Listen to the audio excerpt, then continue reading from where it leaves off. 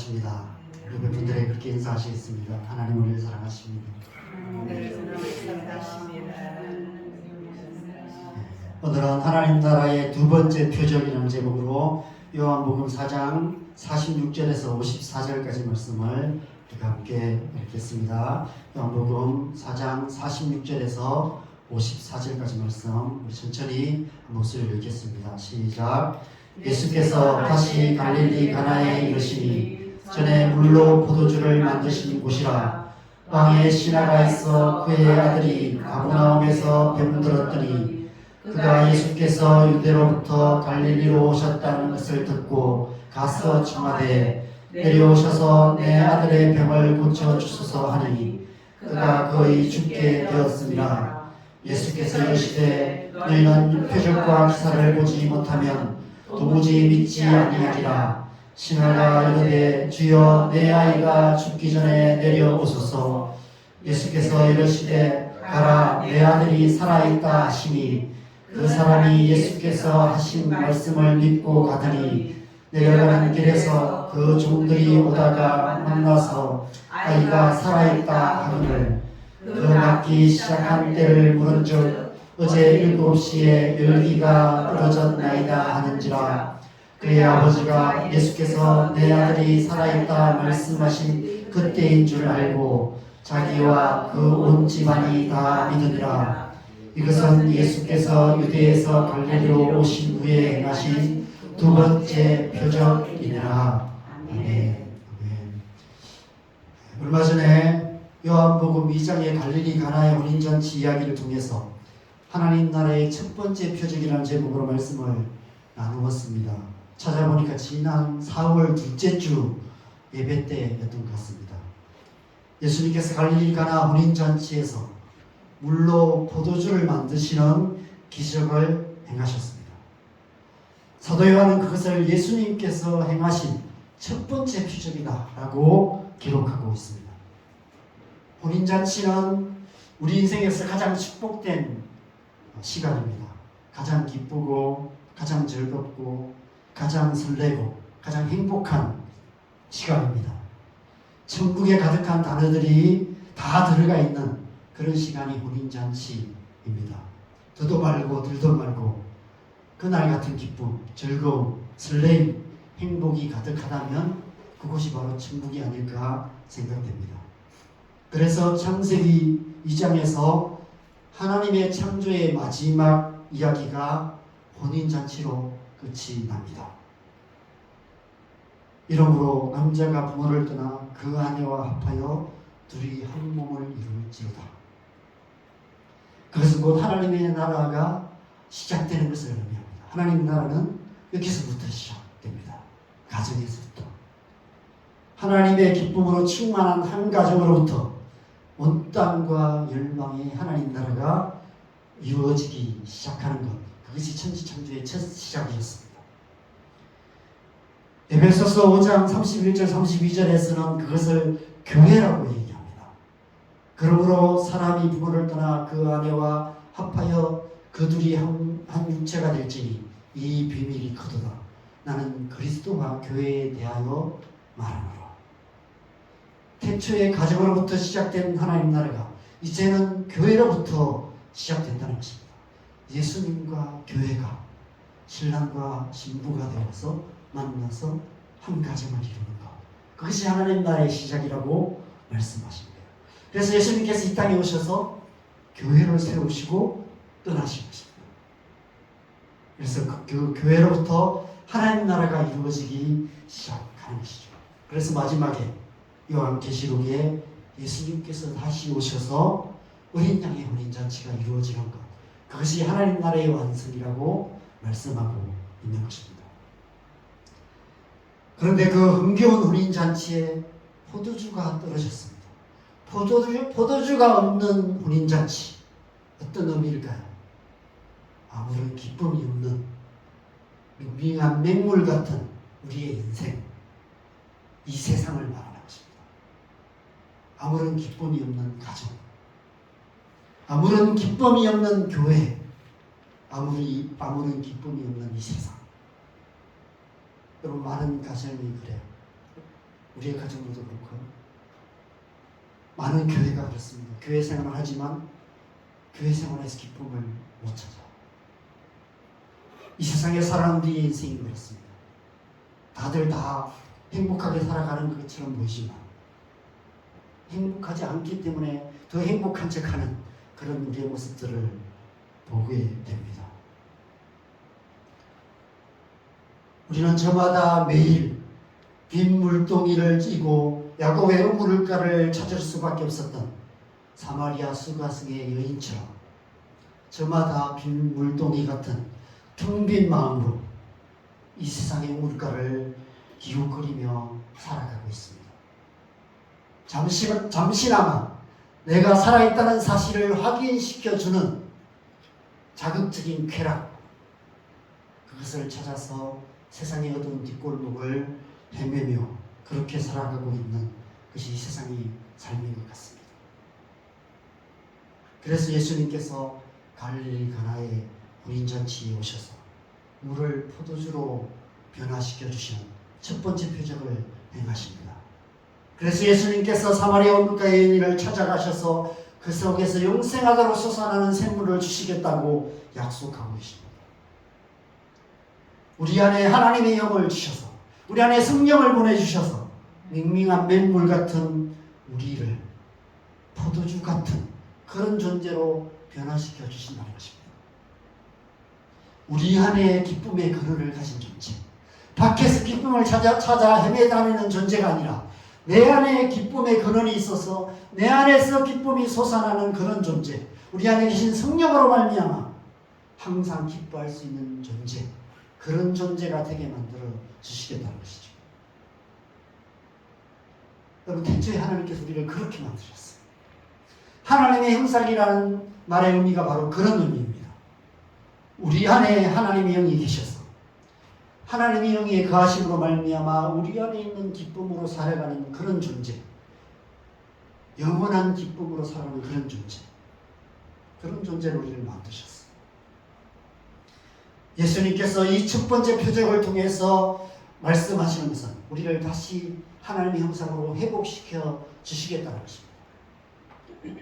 그래서 첫 번째 표적이라고 말하는 거예요. 그래서 하나님 나라의 첫 번째 표적은 기쁨입니다. 예수님을 믿게 되면 가장 먼저 변화되는 것이 기쁨이에요.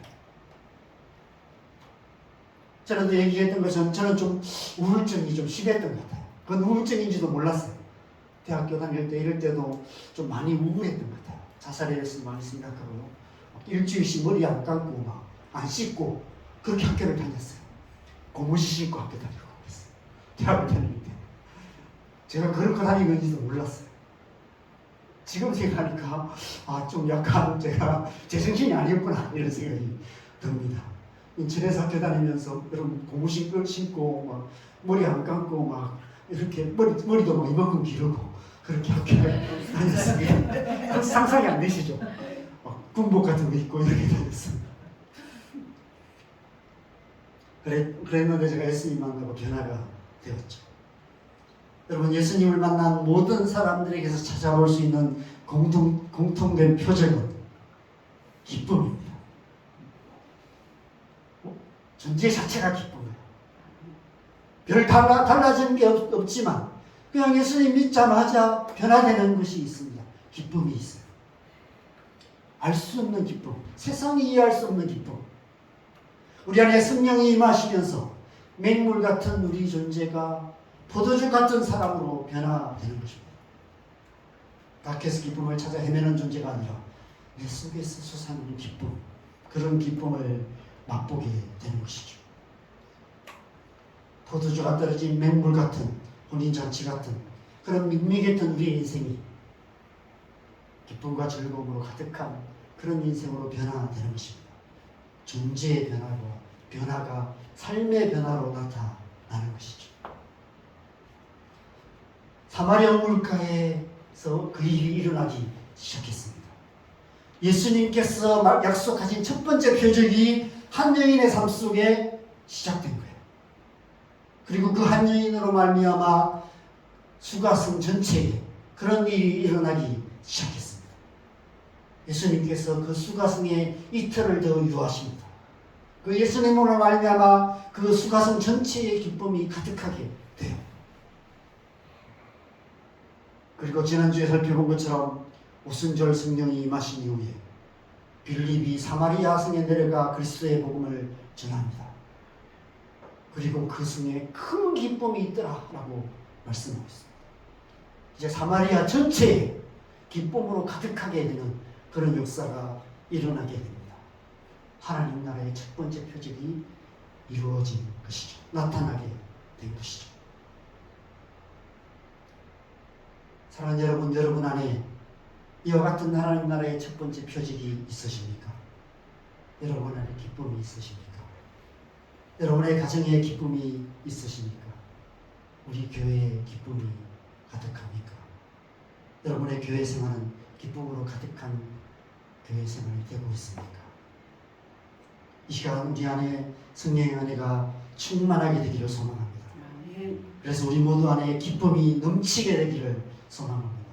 우리의 존재를 통해, 우리의 삶을 통해, 우리의 가정에, 우리의 교회에, 우리가 살아가는 이 땅에 하나님 나라의 기쁨이 강물처럼 흘러가게 되기를 소망합니다. 우리가 만나는 사람들이 나를 만나면 왠지 좀 기뻐지고 힘들었는데 위로가 되고 소망을 얻게 되고 그냥 같이 차 한잔 마시면서 얘기했는데도 불구하고 뭔가 살아갈 힘을 얻게 되는 그런 은혜가 있었으면 좋겠어요. 전도하는 게 다른 게 아닌 것 같아요. 만나서 뭐 예수 믿으라 뭐 이렇게 얘기하지 않아도 그냥 나 만나서 같이 차 한잔 마셨는데 그런데 그냥 뭔가 알 수 없는 기쁨을 얻게 되는 그런 일들이 일어난다면 자연스럽게 전도가 이루어지지 않을까요? 이 땅에 어떤 유튜브 뉴스를 보니까 한 40% 정도가 명목상의 그리스도인이라고 얘기합니다. 40% 더 될 수도 있어요. 어떻게 그런 통계를 냈는지 모르지만 우리 그리스도인들이 정말 그리스도인답게 기쁨으로 충만하여서 살아갈 수만 있다면 내 안에 있는 기쁨을 가지고 그냥 우리 가족들 사랑하고 친구들 한번 만나서 같이 차 한잔하고 별 얘기 없이 그냥 살아가는 얘기 좀 나누고 그렇게 돌아왔음에도 불구하고 내 안에 있는 기쁨이 흘러간다. 그렇죠? 여러분 감정이라는 것은 이렇게 전이가 되는 것 같아요. 화난 사람 만나면 이거 모두 화가 느껴져요. 그렇죠? 그렇지 않나요? 저는 저희 집사람이 화나 있을 때 집에 가기도 전에 느껴져요. 이 집사람 상태가 안 좋을 것 같다 이런 것이 느껴져요. 왜 웃으십니까? 여러분도 다 아시죠? 그죠? 오늘 뭔가 심상치 않은 일이 있겠다 이런 것이 느껴집니다. 오늘 집에 가서 혼날 것 같아요. 그런 게 느껴져요. 그죠? 지나가는 사람이 괜히 이렇게 화난 사람 지나가면 그게 느껴져요. 감정이라는 것은 그렇습니다. 우리 안에 기쁨이 충만하면 그냥 만나서 별 얘기 안 해도 사람들이 느끼게 되는 것입니다. 그것이 첫 번째 표적입니다. 오늘 본문은 이제 하나님 나라의 두 번째 표적에 대해서 말씀하십니다. 이것은 예수께서 유대에서 갈릴리로 오신 후에 행하신 두 번째 표적입니다. 라고 말씀하고 있습니다. 요한복음 2장의 첫 번째 표적과 오늘 두 번째 표적 사이에 예수님께서 수많은 표적을 행하셨어요. 근데 여러분 요한복음 읽어보시면 그냥 구체적으로 표적 사건을 기록하지 않아요. 사도행전에 일부러 기록하지 않는 것 같습니다. 많은 기적을 행하셨다 이 정도로만 기록하고 있어요. 구체적으로 표적을 말씀하신 게 두 번째 표적이에요. 아마 이 두 가지 표적의 의미를 더 강조하기 위해서 일부러 그렇게 기록하고 있는 것 같습니다. 예수님께서 사마리아에서 이틀을 유하신 후에 첫 번째 표적을 행하셨던 갈릴리 가나로 돌아오세요. 그 이틀의 시간이 사마리아인들에게는 천국 같은 시간이었지만 가버나움에 있던 왕의 신하에게는 지옥 같은 시간이었습니다. 그 아들이 병으로 죽어가고 있었기 때문입니다. 우리 사는 이 세상이 그런 것 같습니다. 누군가는 천국 같은 시간을 보내는 동안에 누군가는 지옥 같은 시간을 보내고 있는 것이 이 세상의 현실입니다. 우리가 지금 예배하는 이 시간에도 누군가는 죽음의 고통을 겪고 있음을 우리는 잊지 말아야 할 것 같습니다. 왕의 신하였다면 무엇이든 원하는 대로 할 수 있는 막강한 힘과 권세가 있었을 것입니다. 그 힘과 권세로 아들의 병을 치료하기 위해서 백방으로 치료법을 찾아 다녔을 것입니다. 온갖 좋다는 약도 구해서 먹여봤고 영화다는 의원을 데려다가 치료도 받아봤을 것입니다. 자기의 힘과 권세로 할 수 있는 것을 다 해봤을 것입니다. 그런데 아무리 노력해도 아무리 애써도 아무런 효과가 없이 아들의 병이 점점 깊어져 갔습니다. 죽어가고 있었던 것이죠. 절망할 수밖에 없었습니다. 절망 가운데 있는 그에게 누군가 예수님에 대한 소문을 전해 주었던 것 같습니다.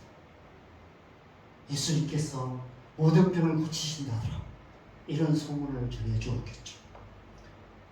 그리고 그 예수님께서 지금 예루살렘에서 사마리아를 지나 갈릴리로 오고 계신다는 소문도 전해 주었을 것입니다. 그래서 그는 예수님이 오시기를 간절히 기다리고 있었을 것입니다. 그런데 오실 때가 지났는데, 분명히 예루살렘에서 사마리아를 지나 갈릴리로 오시면 지금쯤 오셔야 되는데 예수님께서 오시지 않고 있는 거예요. 왜냐하면 이틀을 거기서 유하셨기 때문에. 이틀이 지나도 오시지 않으셨던 것이죠. 그 이틀의 시간이 그에게는 지옥 같은 시간이었을 것입니다. 사랑하는 아들이 병들어 죽어가고 있는데 아무것도 할 수 없는 아버지의 마음, 부모의 마음, 어떤 마음이었을까요? 죽음 앞에서 인간이라는 존재가 얼마나 무기력한 존재인지를 우리는 말 안 해도 잘 압니다. 저도 저희 어머니 갑자기 보내면서 아무것도 할 수 없는 무력함을 철저하게 느꼈습니다. 응급수술을 해야 한다는 의사의 판단에 맡길 수밖에 없었습니다. 지금 와서 생각하면 수술을 해서는 안 됐어요. 항응고제를 계속 쓰고 있었는데, 항응고제를 썼다면 수술해도 피가 안 멎을 게 뻔한데, 그런데도 그냥 수술해야 된다는 의사의 판단에 그냥 맡길 수밖에 없었던 것 같아요. 우리의 힘으로 사랑하는 이의 죽음을 막을 수도 없고 심지어 자기 자신의 죽음조차도 피할 수 없는 것이 인간의 존재의 실상입니다. 여러분, 우리 안에 하나님 나라가 이루어지기 위해서는 첫 번째 표적으로 충분하지 않습니다.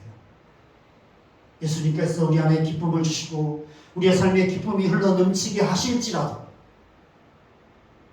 우리가 예수님 만나고 은혜 받고 기쁨이 충만할지라도 살아가다 보면 삶의 문제에 부딪히면 죽음 같은 어려움을 겪게 되면 모든 기쁨이 다 사라져요. 염려하게 되고 근심하게 되고 좌절하게 되고 절망할 수밖에 없습니다.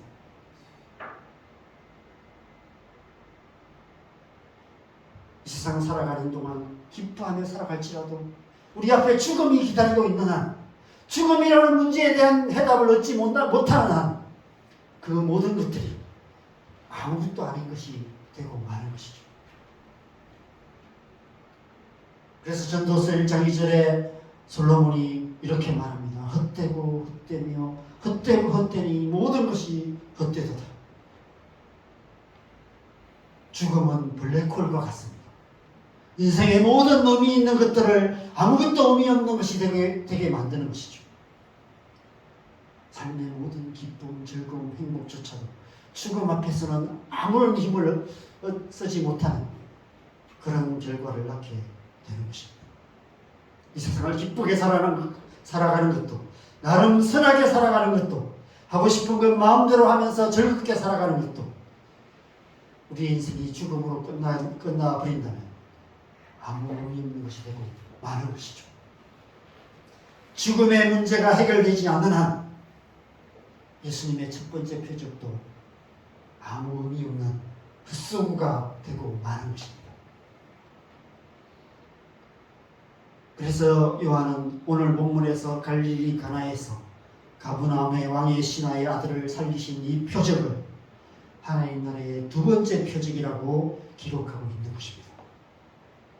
예수님께서 우리 안에 성령을 주셔서 행하시는 하나님 나라의 첫 번째 표적이 기쁨이라면 두 번째 표적은 죽음을 이기는 영원한 생명을 주시는 것, 그것이 두 번째 표적입니다. 여러분, 오늘 본문을 보면 살아있다라는 말이 3번 기록되어 있습니다. 살아있다, 살아있다, 살아있다. 내 아들이 살아있다. 종들이 와서 이 아이가 살아있다. 그리고 그 아버지가 회상하면서 네 아들이 살아있다 하신 말씀이 하신 그때인 줄 알았다. 이렇게 3번 기록되어 있습니다. 이 살아있다라는 헬라어 자오라는 뜻은 병든 자가 회복된다는 뜻이 있습니다. 그런데 그것뿐만 있는 것이 아닙니다. 죽었다가 다시 사는 부활의 의미도 있습니다. 그리고 영원한 생명을 의미하기도 합니다. 살아계신 하나님을 말합니다. 영원한 생명을 말하기도 합니다. 이 3가지 의미가 다 있어요. 오늘 본문에서 살아있다는 단어를 3번 기록한 이유가 그 때문인 것 같습니다. 네 아들이 살아있다는 예수님의 말씀이 병에서 나았다는 말씀일 뿐 아니라 부활과 영생을 의미한다는 사실을 강조하기 위해서 이 단어를 3번 기록하고 있는 것입니다. 여러분, 죽음에 대한 궁극적인 해답은 이 세상이 말하는 수명의 연장을 말하는 것이 아닙니다. 좀 더 건강하게 오래 사는 것을 말하는 것이 아닙니다. 부활과 영생입니다. 하나님 나라의 두 번째 표적, 죽음을 이기는 부활과 영생인 것이죠. 그래서 예수님을 믿는 사람에게 나타나는 두 번째 특징은 죽음에 대한 두려움에서 자유케 되는 것입니다. 히브리서 2장 14절 15절 말씀 우리 같이 읽겠습니다. 시작. 자녀들은 혈과 육에 속하였음에 그도 또한 같은 모양으로 혈과 육을 함께 지니심은 죽음을 통하여 죽음의 세력을 잡은 자 곧 마귀를 멸하시며 또 죽기를 무서워함으로 한평생 매여 종로로 타는 모든 자들을 놓아주려 하시니. 우리 사는 이 세상은 죽기를 무서워하여 한평생 매여 마귀의 종로로 타는 세상이라고 말씀하고 있습니다. 여러분은 신앙생활 한지 오래되셔서 그 큰 차이를 못 느낄 수 있습니다. 그런데 믿지 않는 사람들과 이야기해보면 죽음에 대한 두려움이 얼마나 큰지를 알 수 있어요.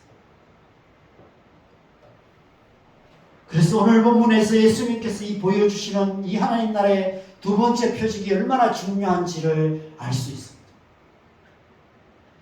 저희 아버지께서는 좀 건강하신 체질이세요. 그래서 흔한 감기조차도 잘 안 하시고, 제가 어릴 때 아버지께서 좀 허리를 다치셔서 병원 다니신 후에는 병원도 잘 안 다니시고 뭐 입원도 해본 적이 없으세요.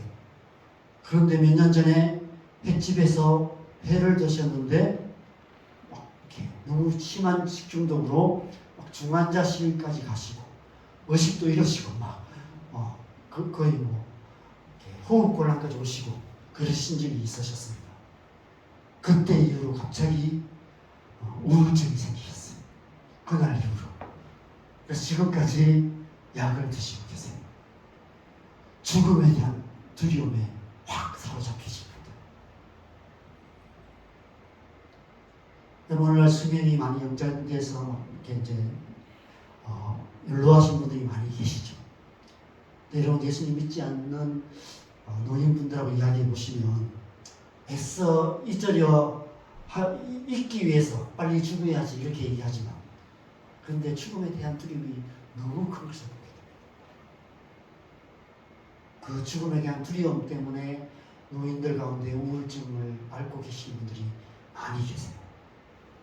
날마다 죽음에 대한 두려움 속에 살아가고 계십니다. 한 발짝 한 발짝 죽음이 다가오는 것이 너무 두려워서 그렇게 하루하루 살고 계신 분이 많이 계십니다. 저도 예수님 만나기 전 부활과 영생에 대한 소망이 제 안에 생기기 전에 죽음에 대한 두려움이 너무 커서 저는 버스를 잘 못 탔어요. 대학을 다닐 때 이제 명절 때나 또 가끔씩 이제 거창을 오게 되면 혹시 사고가 날까봐, 사고 나서 죽을까봐 두려워서 버스를 못 탔어요. 그래서 기차를 타고 왔습니다. 근데 기차를 타고 와도 거창까지 오는 기차는 없어요. 김천까지 와서 김천에 역에서 내려서 버스 정류장까지 걸어가갖고 또 김천에서 1시간 동안 버스를 타야 돼요. 그런데 서울서 거창을 오려면 4시간이나 4시간 반 정도 버스를 타야 되고 김천에서는 1시간만 타면 되잖아요. 확률적으로 사고 날 확률이 좀 줄어드는 거예요. 그래서 제가 기차를 타고 와가지고 버스를 타고 이렇게 왔어요. 시간이 더 많이 걸리더라고요. 그만큼 죽음에 대한 두려움이 컸던 것 같습니다. 그런데 하나님의 은혜를 받고 나서 언제부턴가 그 두려움이 제 안에서 사라졌습니다. 물론 죽음에 대한 두려움이 전혀 없는 것은 아닙니다. 그런데 우리 안에는 그 두려움을 이길 수 있는 부활과 영생에 대한 소망이 있습니다. 그것이 우리 안에 계신 성령께서 주시는 하나님 나라의 두 번째 표적이에요. 여러분, 우리가 장례식에서 찬송하는 이유가 무엇입니까?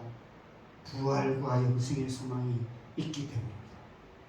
비록 이 세상 사는 동안에는 더 이상 사랑하는 분을 만날 수 없다는 그런 오랜 이별에 대한 슬픔은 있지만, 그 슬픔이 너무 크지만 그럼에도 불구하고 먼저 죽음을 통해 부활과 영생으로 들어가신 것을 믿고 언젠가 우리 또한 죽음을 통해 부활과 영생으로 들어가서 사랑하는 분을 다시 만날 것이라는 믿음과 소망이 우리 안에 있기 때문에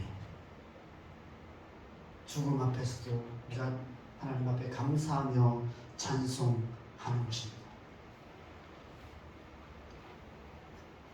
히브리서 11장을 보면 수많은 믿음의 사람들에 대해서 이야기합니다. 그 수많은 믿음의 사람들의 특징을 뭐라고 얘기하냐면 이렇게 말합니다. 이런 사람은 세상이 감당하지 못하느니라. 세상이 감당치 못할 사람이라고 얘기합니다. 왜 세상이 감당치 못합니까? 이 세상 사람들이 다 두려워하는, 죽음조차도 두려워하지 않고 살았기 때문에. 여러분, 죽음조차도 두려워하지 않으면 어떻게 할 수가 없어요. 죽기 살기로 덤비는 사람하고는 싸울 수가 없어요.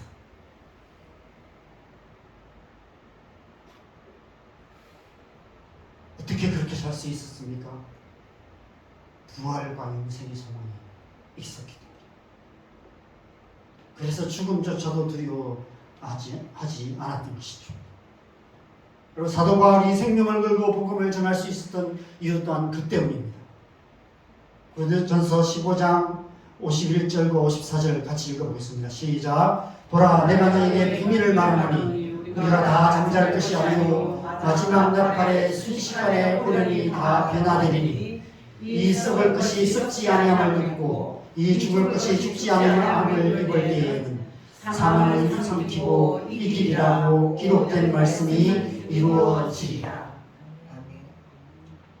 이 부활에 대한 소망, 믿음 때문에 사도 바울은 생명을 걸고 복음을 전할 수 있었습니다. 55절에는 이렇게 선포합니다. 우리 컨설을 같이 선포하겠습니다. 시작. 사망아, 너의 승리가 어디 있느냐? 사망아, 네가 쏘는 것이 어디 있느냐? 죽음을 이기신 예수님을 믿으며 우리 또한 죽음을 이기고 부활과 영생을 얻게 되는 것, 그것이 하나님 나라의 두 번째 표적인 것입니다. 여러분 안에 이 하나님 나라의 두 번째 표적이 있으십니까? 여러분 안에 부활과 영생에 대한 소망이 있으십니까? 여러분, 오늘날 이 세상은 소망 없는 세상이라고 얘기합니다. 우리 청년들이 소망 없이 살아가요. 미래에 대한 아무런 소망을 갖지 못하고 N4라고 얘기하죠. 모든 것을 다 포기한 시대. 왜 그럴까요? 왜 우리 자녀들이 그렇게 살아갈까요? 앞 세대인 우리가 너무 미래에 대한 염려를 많이 하며 살았기 때문에. 여러분, 제가 이제 서울에서 사역하며 살다가 가끔씩 명절 때 그 창을 내려가요. 버스를 타고 그렇게 해서 기차 타고 내려가고, 나중에는 제가 이제 버스를 타고 다녔지만 내려가서, 그죠? 버스 정류장 가기 전에 이제 좀 가까운 데 내려주는 곳이 있어요. 딱 내리면 제일 먼저 어떤 생각이 드는지 아세요? 제가 그거 보고 깜짝 놀랐어요. 제가 딱 그 창에 발을 딱 내리는 순간 이런 생각이 들어요. 내가 이렇게 살아가는 게 무슨 의미가 있나? 이런 생각이 들면서, 그죠? 뭔가 좀 안정되게 살아야 된다. 이런 마음이 확 들어요. 여러분, 그 당시 그 창에서 제일 인기 있는 직업이 두 가지가 있었습니다. 지금도 그렇지만 공무원과 선생님이었어요. 제가 사역자로 살 때, 한 20년 전 그럴 때였어요. 제가 30년 전에 사역자로 살 때면 이 30년 전에 그 창에서 제일 인기 있는 직업, 공무원과 교사였습니다. 그 외에도 오랫동안 그랬어요. 요즘 와서 이제 자꾸 이제 그 직업들이 힘든 직업들이 되어가고 있지만, 그래서 지금도 여전히 공무원과 교사가 인기 있는 직업입니다. 왜요? 안정됩니다. 근데 여러분 한번 생각해 보십시오. 과거 수천 년의 역사 속에서 안정이라는 게 있었을까요? 안정된 시대가 있었을까요? 앞으로 있을까요? 여러분, 이 나라가 안정되어 있습니까? 이 나라의 미래가 안정되어 있을까요? 지구의 미래가 안정되어 있을까요? 기후위기나 이런 것들이 계속되고 있습니다. 전쟁의 위협이 계속되고 있어요. 내일 당장 전쟁이 일어나도 이상하지 않는 게 지금 현실입니다. 예수님께서 다시 오실 날이 가까워지고 있다는 느낌이 더 많이 들어요.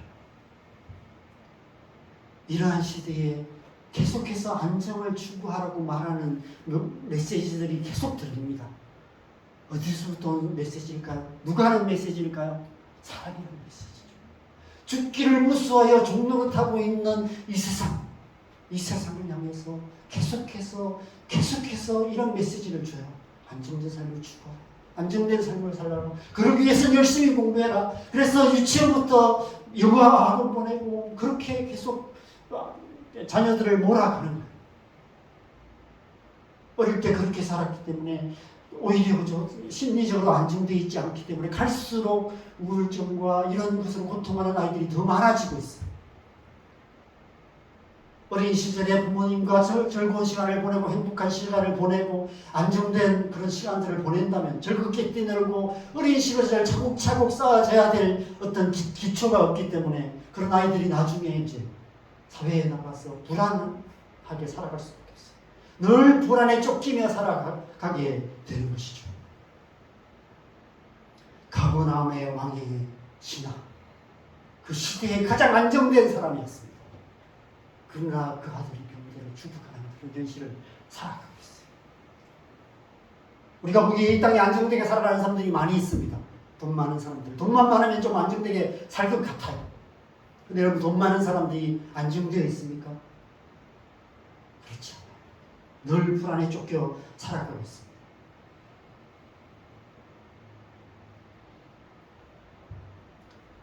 이러한 시대에 여러분, 우리가 우리의 자녀들에게 하나님 나라의 두 가지 표적을 보여줘야 합니다. 우리의 삶으로 날마다 성령으로 충만하여서 성령으로 말미암아 기뻐하며 살아가는 삶. 성령으로 충만하여서 부활과 영생에 대한 믿음과 소망 가운데 살아가는 삶. 죽음 앞에서도 두려워하지 않고 당당한 삶. 미래에 대해 염려하면서 그렇게 살아가지 않고 맨날 돈 걱정하며 살아가지 않고 당당하게 살아가는 삶. 그런 삶을 자녀들에게 보여줘야죠.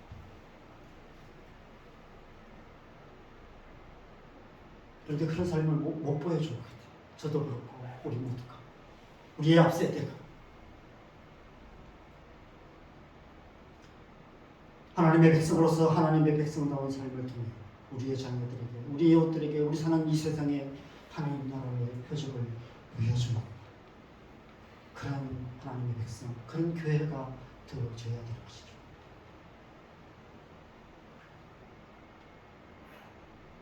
뭘 먹을까, 뭘 마실까, 뭘 입을까 염려하지 않고 먼저 그의 나라와 그 일을 구하며 내일을 위하여 염려하지 않고 내일을 내일에 맡기고 하나님께 맡겨드리고 오늘 하루 한 번에 하루씩 살아가는 삶.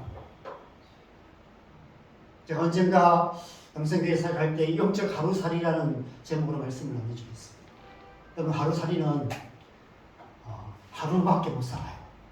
이틀, 3일도 사는 하루살이도 있다고 얘기합니다. 그러면 하루살이가 아니죠. 왜 하루살이가 하루밖에 못 살까요? 하루살이는 입이 없어요. 학문도 없어요. 아무것도 안 먹어요. 그래서 하루밖에 못 살아요. 태어난 그대로 살아가요. 하루살이가 그 하루를 살면서 뭘 할까요? 번식하는 일만 해요. 그래서 하루살이는 하루밖에 못 살지만 하루살이는 태초부터 지금까지 살아있어요. 한 번에 하루씩 살아가요. 저는 그거 보면서 하나님의 백성의 삶은 그런 삶이구나. 한 번에 하루씩 살아가는 게 하나님의 백성의 삶이구나. 이런 것을 제가 새롭게 깨닫게 된 계기가 되었습니다. 그렇게 살아가는 거예요. 내 미래를 염려하면서 10년, 100년, 1000년, 만년 살 수 있는 돈을 통중에 가득 쌓아놓고 여기저기 창고에 쌓아놓고 그렇게 그거 보면서 안정을 추구하며 살아가는 삶이 아니라 아무것도 가진 것 없어도 하루하루 한 번에 하루씩 기뻐하며 즐거워하며 영생의 소망을 갖고 살아가는 삶. 그것이 하나님의 백성의 삶인 것이죠. 그런 삶을 통해서 우리의 자녀들에게 우리가 살아가는 이 땅에 하나님 나라의 표적을 보여주며 살아가는 것. 그것이 하나님의 백성의 삶이라고 이 두 표적을 통해서 예수님께서 말씀하고 계신 것입니다. 저와 여러분의 삶이 그런 삶이 되었으면 좋겠습니다. 이 한 주간 저와 여러분의 삶이 이 땅에 하나님 나라의 표적을 보여주는 그런 삶 되었으면 좋겠습니다. 그런 삶을 통해서 하나님의 나라를 이루어가는 저와 여러분 되시기를 주님의 이름으로 간절히 축원합니다. 함께 찬양하겠습니다.